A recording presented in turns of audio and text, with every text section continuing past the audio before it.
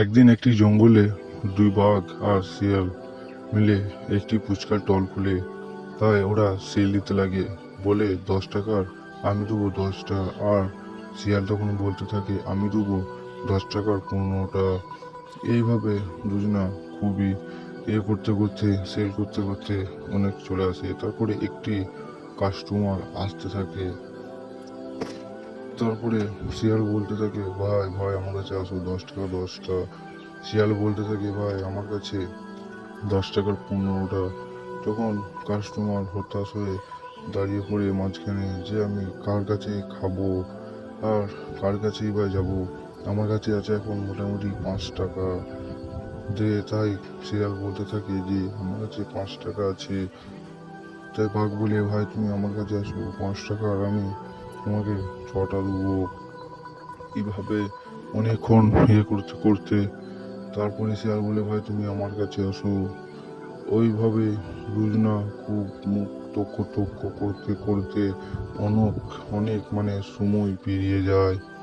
তারপরে দুজনা একটু মুখ গালাগালি হয়ে যায়।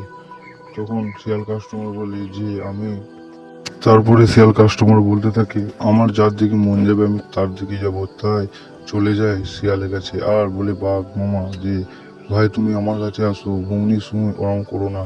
তাই শিয়াল বলে, আমি 2 টাকার মধ্যে কে কার কাছেই খাবো না। শিয়াল হাসতে থাকে হিয়া করে, আর বাঘ বলে, তুই হাসছিস আমার কাস্টমারটাকে তাড়িয়ে।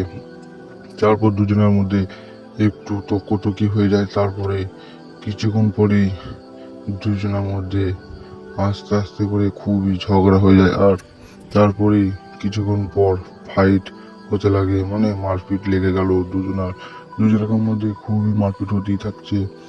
আর দুজনা চিচাতে লাগে যে আমরা আর কোনোদিন তোমার ফুচকা বিক্রি করব না, কারণ আমরা জঙ্গলি ঠিক আছি শিকার করতে।